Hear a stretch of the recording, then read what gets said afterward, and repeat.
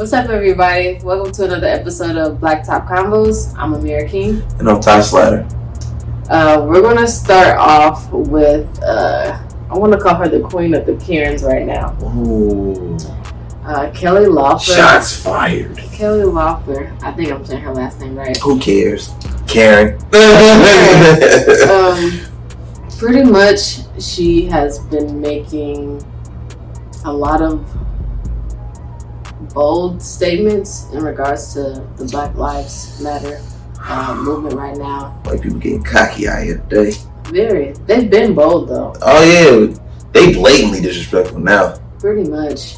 And so right now she made a statement, or like she wrote a letter to Kathy, pretty much saying she would much rather have the players' jerseys have American flags on them as opposed to different quotes and statements that support the Black Lives Matter movement. What do you think about that? Controlling the narrative.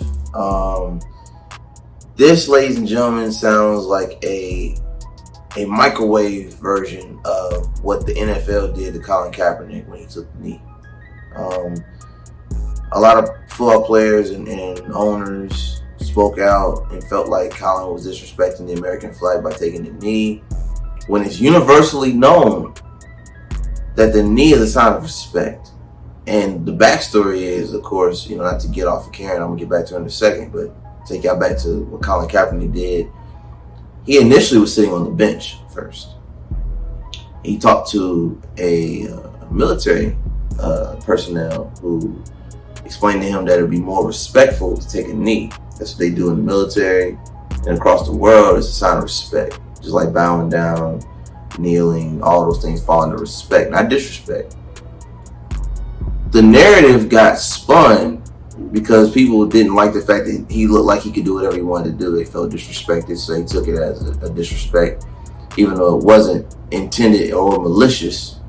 And I feel like what Kelly or Karen, whichever you prefer to call her today, is trying to do is spin a narrative.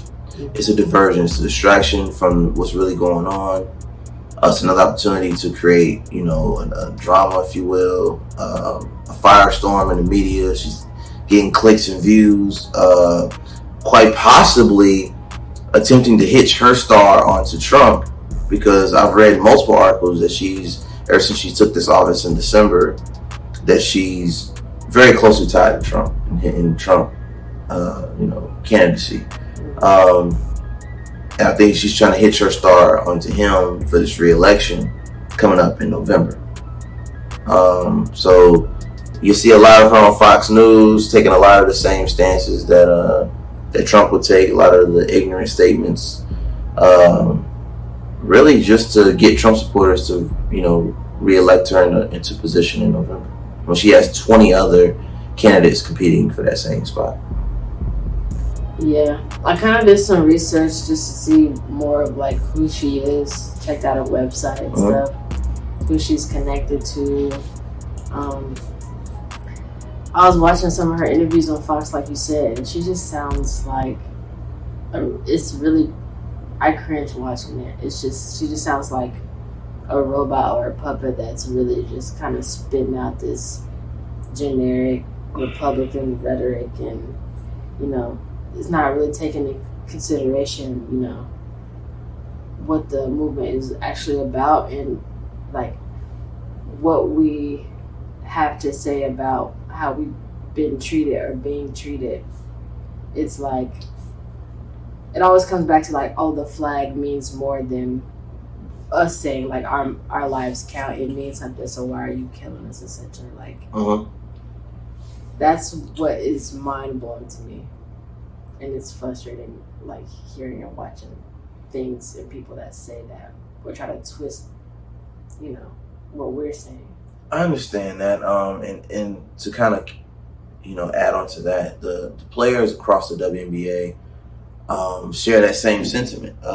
They obviously feel like if the league is with us as they say they are, and they want us to go to this bubble in IMG Academy down in Florida and play these games, so they can make money off of us, or at least try to make money off of us. We're not going to get into that today. Right. um,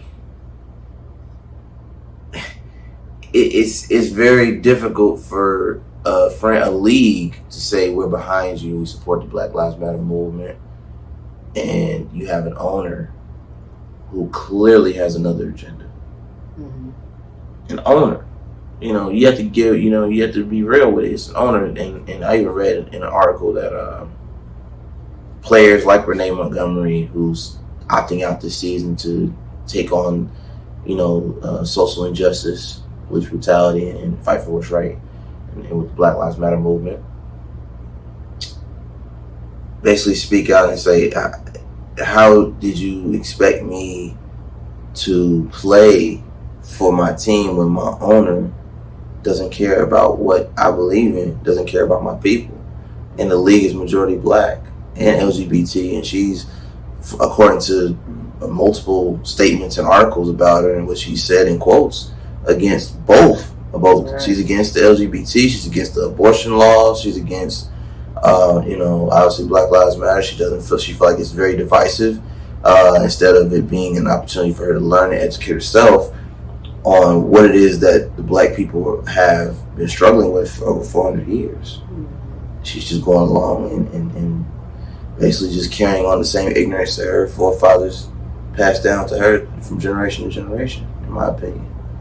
And like when this stuff kind of comes to light and people, are revealed that they have certain views and ideologies, it makes me think, like, okay, who else is hiding in her same positions or positions like hers? Man. And when are they gonna rear their ugly head? It's like anything else. Like in Greek mythology, you cut the head off a snake 3 more.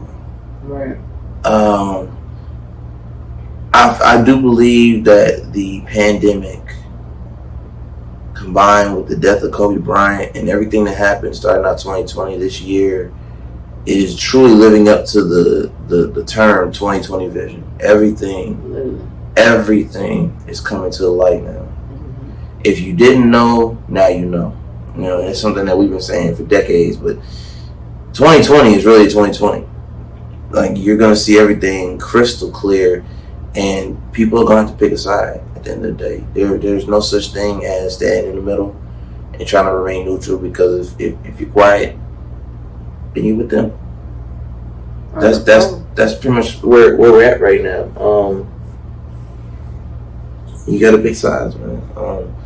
Stand up for what's right, or sit there and be quiet and just let them keep doing what they've been doing. And you ain't doing nothing but helping them because you're not standing up for nothing. Mm-hmm. So it's trying times. But I do believe if we survive this, we can survive anything. Indeed. So people like her are gonna come and go, and there's way, way, way more people, more powerful and more influential and more destructive in these positions than her. She's just a face. Mm-hmm. She's not the real threat. She is fanning the flames. I'm not gonna discredit that. But she is not the one. She's not a mover or a shaker. She's just a talker. She's a talking head right now. Her name is getting clicks and views and followers and hate mail and whatever, but she's not at that level. She hasn't even been in that position that long. She ain't even been in that position a whole year yet. So she's, to me, not the real issue. She's just a very, very small detail from a problem. Not the whole thing. Either way, she gotta go. Oh, in regards to the WNBA, if I'm Kathy Engelberg, and I've had the pleasure of getting a chance to ask her a few questions in her tenure with a short tenure with WNBA. She's still pretty new. Lovely lady, great energy, lovely smile. She definitely has a nice approach when it comes to communication with the players, coaches, us interviewing the media. She's great energy. If I'm Kathy, I have to make the best decision for my league, and I say that, and it sounds really simple when I simplify it like that. But the reality of it is, Adam Silver had to make the same call for Dawn Sterling, which is why certain articles have kind of compared what she's doing on a way smaller scale. Because Dawn Sterling did a lot of things and was in the league with the former commissioner, David Stern, rest in peace, to the great David Stern. He was allowed to do a lot of racist and bigot things behind closed doors as an owner that people within the NBA knew about, but they couldn't speak out or do anything about it because he had the power.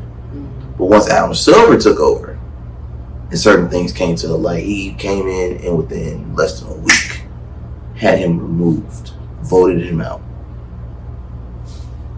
Kathy, has to make an executive decision.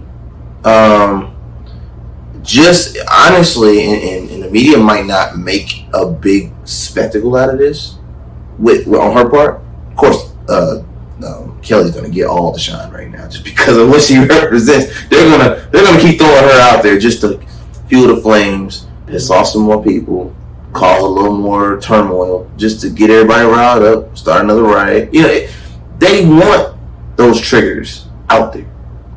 It's a minefield. They want those out there, right?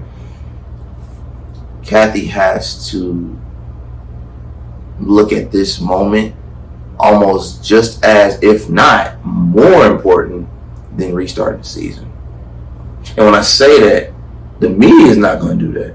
The media is not going to mention Kathy's name at all, probably, and make a big split, because at least until after she fires her, right, or has her removed, or however they word it, has her position taken from her, then Kathy's name would get thrown into the fire. Right now, the big issue is restart the season, because the media, along with the government, wants the sports to continue so they can get their money back, because they lost a lot of money. And anybody that knows, any company, any entity that is $1 million or $1 billion, not saying WNBA, I'm just saying in general, when you lose that kind of money, that kind of revenue in a very small amount of time, people panic. People run around scrambling to throw something together to make something back. They might not make all what they lost back, they have to make something. And in totality, you just have to really be careful with that. You have to make a decision that's best for your league, and she has to go.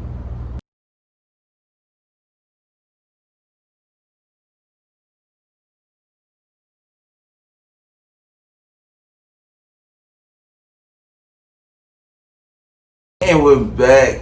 This is Ty Slater here. Amirah Ty. And this is Blacktop Convos, brought to you by GTA Sports Network.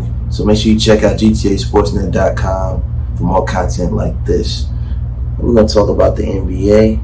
But before we do that, let's talk about the WNBA just a little bit more. We got to cover one more thing because Karen got way too much time on that first I didn't even want to give her that much time. Right. But now that I said it, let's go ahead and put that to the side. Let's talk about this bubble. It's public knowledge that the W gets no love. They get even in a moment where everybody needs to come together for COVID, they still can't get 5-star quality treatment. I don't understand. Why don't you let the world know what's the hotel conditions? What's this bubble looking like right now? Because right now, it's not like a bubble that's going to pop as soon as you get down there. You know how you get the real cheap bubbles? Like the ones you get from the dollar store versus the ones you get from Wally World? Like, I feel like that's what you're dealing with. You got dollar store bubbles and you got Wally World bubbles. See, Wally World bubbles you can make the real big ones that can float. But see, the dollar ones, they get the little small ones. Boop, boop, boop. You know what I mean? They don't last. It's disturbing and super unfortunate that, with everything going on in the world and the fact that, you have players willing to put their lives essentially and their health at risk to, make the push and continue the season. And, the conditions. I was watching Diamond the Shields, I think it was her live or something, and she was just showing that, in terms of the food, they asked them, you have dietary restrictions, etc., etc. And she said she doesn't eat meat, but she has a bowl full of meat that's touching everything else, and it's just like it's small details like that make all the difference. Like we're already in this situation, so the least you could do is get my meal right. Like that is the equivalent of me having a seafood allergy. And I tell you, I have a seafood people allergy. die from that stuff. That's serious. Yeah, it can get critical, right? And like you bring out a meal that either the fish is touched or it has fish oil on it. It's like it's fish. Like it still has the omega-3, whatever ingredient in it that causes the body to have a reaction. Oh my god! It's messed up. You can't be serious. It's just.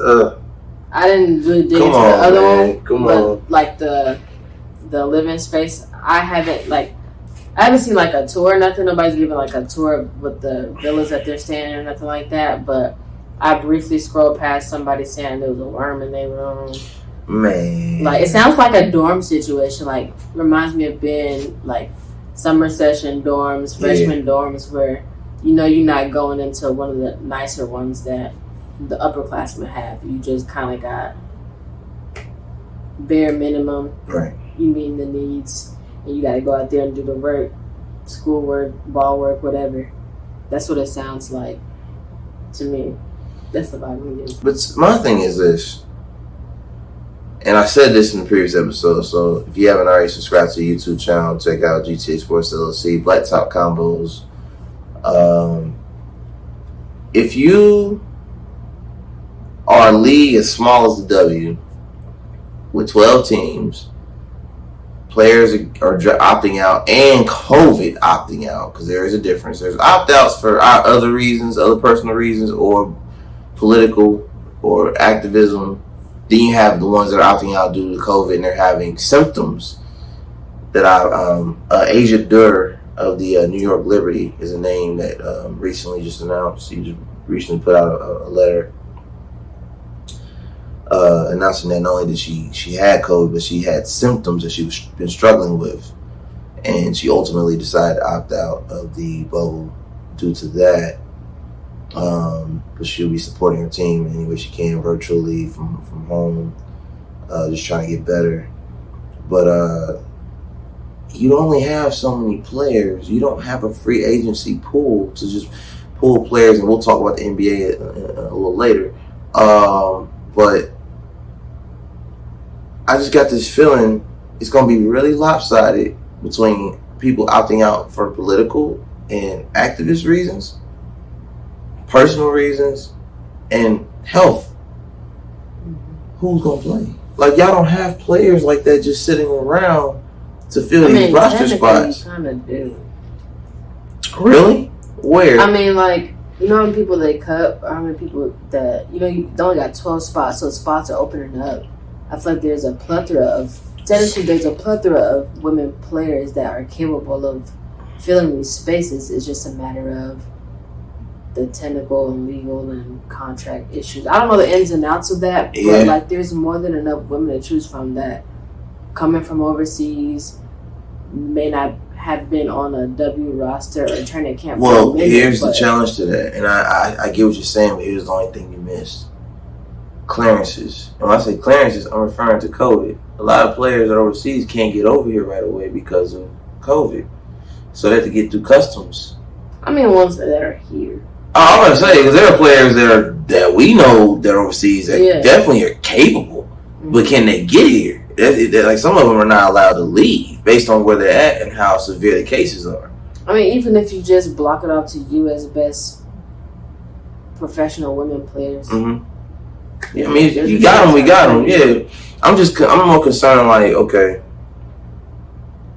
you don't think it'd be lopsided in a sense of talent if all the major ones are dropping out, all the people that you know are capable of not necessarily carrying the team, but franchise faces, or like Sinead Ogwumike, like, for instance, like another great example of somebody who carries her own weight with all due respect, and is opting out.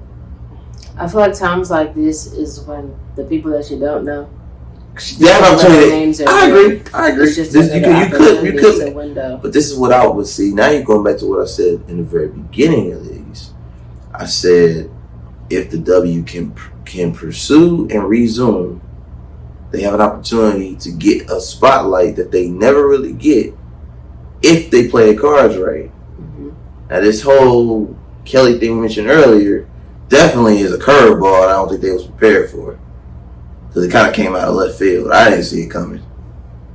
It's not surprising, but I didn't see it coming. It wasn't something we kind of, projected was going to happen. I mean, it just really goes to show that when people step away from stuff, this is why, because it's literally affecting every single community. Yeah. Right here in your backyard. Man. Any other updates on the bubble for the W? That we didn't kind of cover?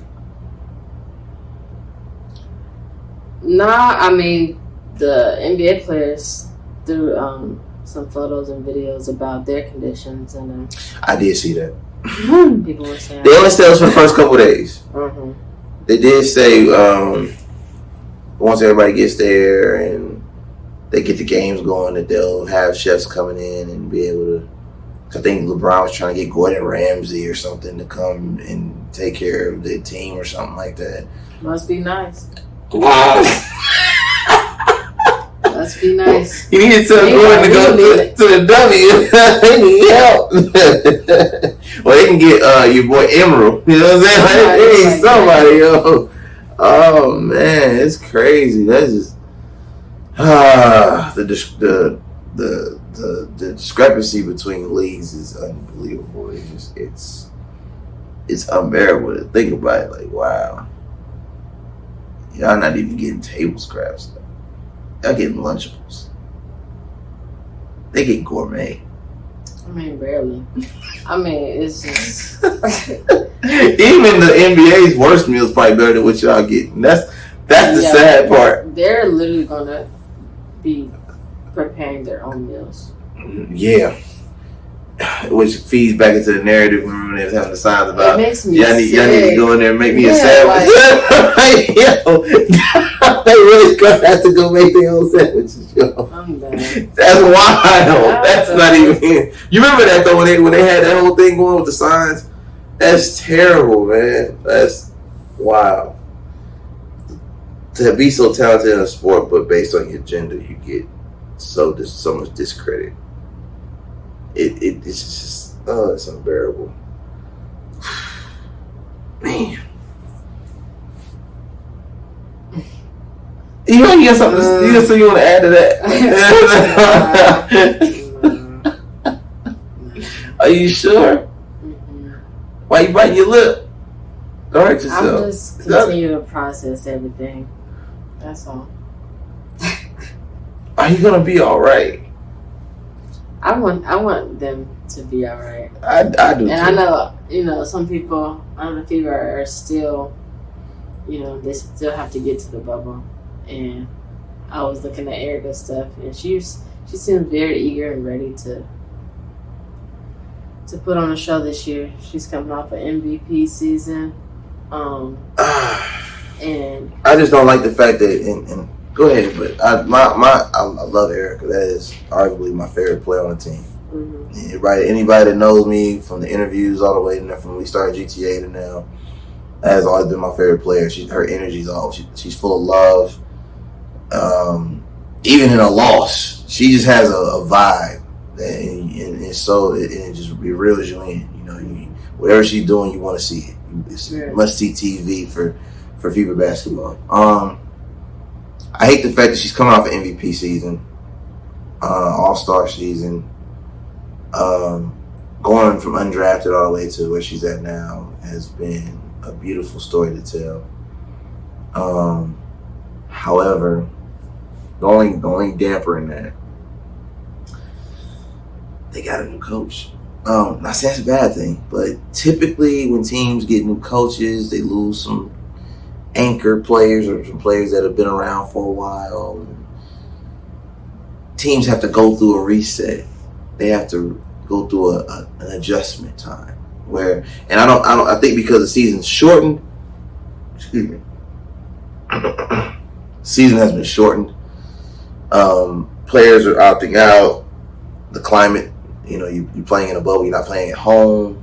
And even if they were playing at home, they wouldn't be playing at home because they'd be playing at Butler because, Banger's Life, is under construction. Hopefully getting ready for the All-Star game in 2021. If we have it still, I hope we do. I hope COVID didn't ruin that. That would suck. I just hope that she can still shine in the new coach's offensive schemes, because every coach has their players that gets their plays and actually is made or tailor-made for their style of play. Mm-hmm. And I'm hoping that Erica can still shine without Pope. I don't think it'll be a problem. I've just seen players go through those coaching changes, and sometimes it doesn't work out. Mm-hmm. So I'm just hoping she's not one of those cases. Because I love what Erica brings to the table. Every time she steps on the floor and checks in, she always puts on the show. No question. So salute to Erica. I wish you best. I hope you get another MVP season and hopefully a championship back to Indiana.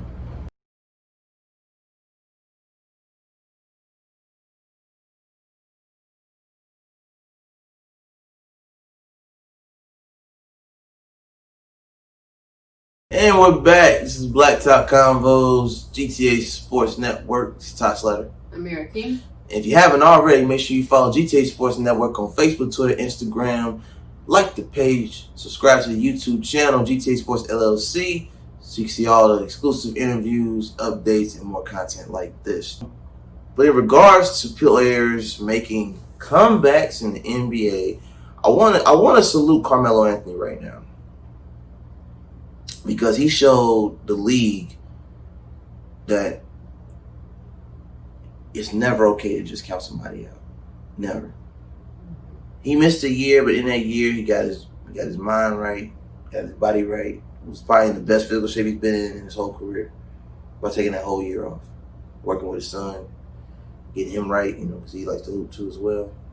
So him coming back to Portland and putting together the numbers that he put together prior to COVID, of course, and now him being down there in the bubble, getting ready for them to make a run for the 8th seed, because they're in a 3-way tie for the 8th seed with the New Orleans Pelicans, and I believe the Sacramento Kings. I can't think off the top of my head right now. I know it's 3 teams that's fighting for that position that Memphis is currently holding. I believe he opened the doors for what just happened in the last 24 to 48 hours. For those that don't know, Jamal Crawford and Michael Beasley are finalizing deals to join the Brooklyn Nets in the bubble in Orlando. So congratulations to them. Staying in shape throughout their entire time of not playing. For those that don't remember, Jamal Crawford ended his last NBA game with 51 points. I think a lot of teams were skeptical to re-sign him due to his age. He's 39. He's almost 40. But he's able to put up 51 points. I think that's a testament that age is nothing but a number. They were about the wrong stuff, essentially. Absolutely. And in regards to Michael Beasley, I believe his issue was I believe he had he failed a drug test, I believe. I think that's what kind of got him in and out of the league. It was a drug issue there, but hopefully he's gotten his mind right and he's focused, because he's a walking bucket, no question. Also, in the last few days, if you haven't heard, J.R. Smith is reuniting with LeBron James and the Los Angeles Lakers after missing over a year of play. He last played for the Cleveland Cavaliers. He was a big, integral part of the 2016 NBA championship won by LeBron James and the Cleveland Cavaliers against the Golden State Warriors. J.R. Smith is a former sixth man when he was in New York with Melo. I believe he was one of the one of the Rookie of the Year. He either won it or he was one of the contestants of it when he came in the league with Denver Nuggets. So he's definitely got some accolades to his name. He's a three-point assassin. When he's on point, he's on point. He's a good defender. And you can pretty much put him on any team and he'll give you buckets. As long as he's focused. They haven't caught him on a drug issue, but there's footage out there on YouTube of him having some bloopers where he'd be in the middle of a game and he's like on a defensive assignment and then he kind of just zones out for a minute and then like the whole play just goes without him and then he snaps back into it. There's a whole YouTube montage of him having these random lapses of judgment. So call it what you want. But I like when he's on point, I like him. So I do believe that Carmelo deserves a lot of credit for the league opening their doors to players that are veteran players that have been out of the league for a year or two, but have maintained their NBA shape or maintain some type of status where they can try out and get back on a team. I think if the Melo experiment in Portland didn't work, that the league would be less likely to open those doors for them. That's just my thoughts.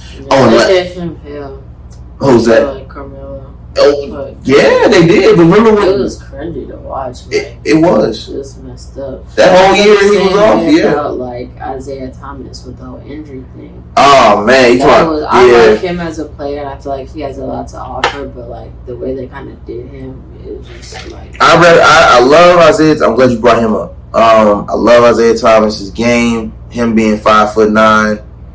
He represents for us short people. I appreciate what he brings to the game. Every once in a while, we get a player we can root for that's a normal sized player that actually can play with the Giants. He's a Lionheart. He's ready. He's another player. League the NBA. If you're listening, any teams that need players to fill in these roster spots, players obviously with dealing with Corona, players that are sitting out, opting out due to Black Lives Matter and personal reasons.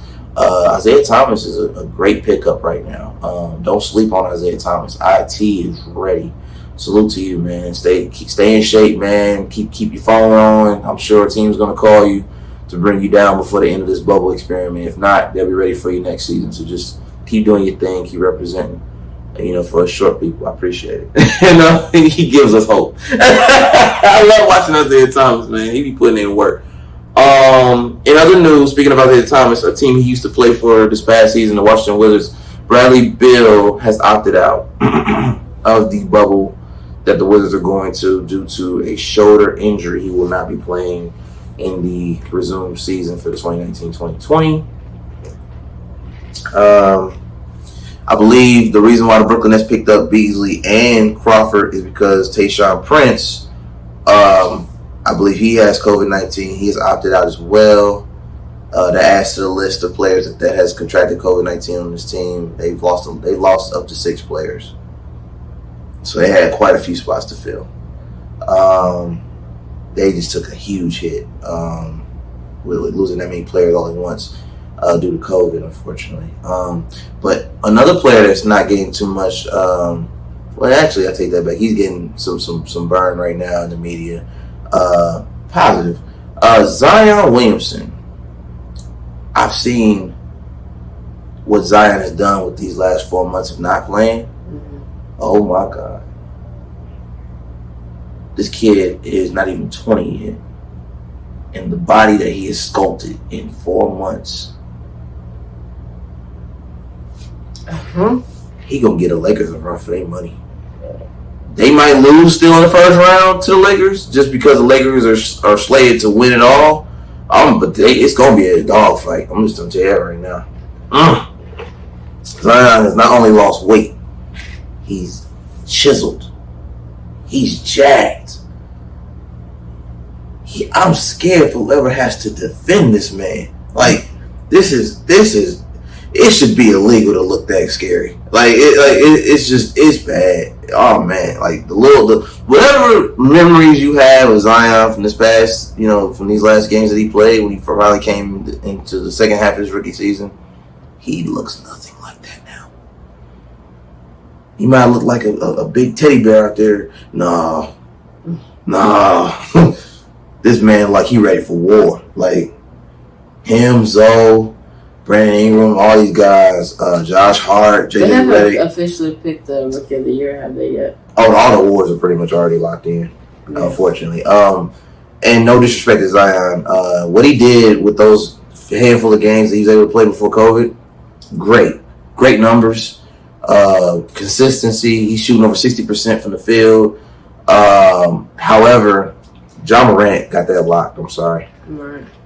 That's why I was asking, because I'm like, if he comes back in the bubble and goes crazy. I mean, yeah, but though from what I was told, I have some different sources on that, but for the most part, the awards are already locked in before playoffs. They already pretty much got. From what I'm seeing, Giannis is probably gonna get back-to-back MVP. Ja's gonna get Rookie of the Year. They're talking about giving Coach of the Year to Nick Nurse, even though I got my reserves on that. I feel like Billy Donovan of the Thunder, because nobody expected them to get as far as they did without Russell. And I think sixth man they had Dennis Schroeder of the OKC Thunder for sixth man. And Defensive Player of the Year, I believe they got going to Anthony Davis, if I'm not mistaken. And that's just from what I read. The rewards pretty much already locked in. Yeah. Zion put up good numbers, but he missed too many games to catch Ja. And then Memphis, I honestly think they overexceeded what they were supposed to do, because their front office dismantled their team at the trade deadline, which made no sense to me, but I digress. I'll say that for another episode. All in all, I'm excited. I'm still kind of uncomfortable about this whole bubble thing, and we've already explained why, so I'm not going to go back into that. I have my reserves, but as a basketball fan, basketball is back for now. Knock on some wood somewhere or something. For now, but as always, we're going to keep you up to date. GTASportsnet.com. This is Ty Slatter here. Amirah King. This is Blacktop Convos, GTA Sports Network, and we out.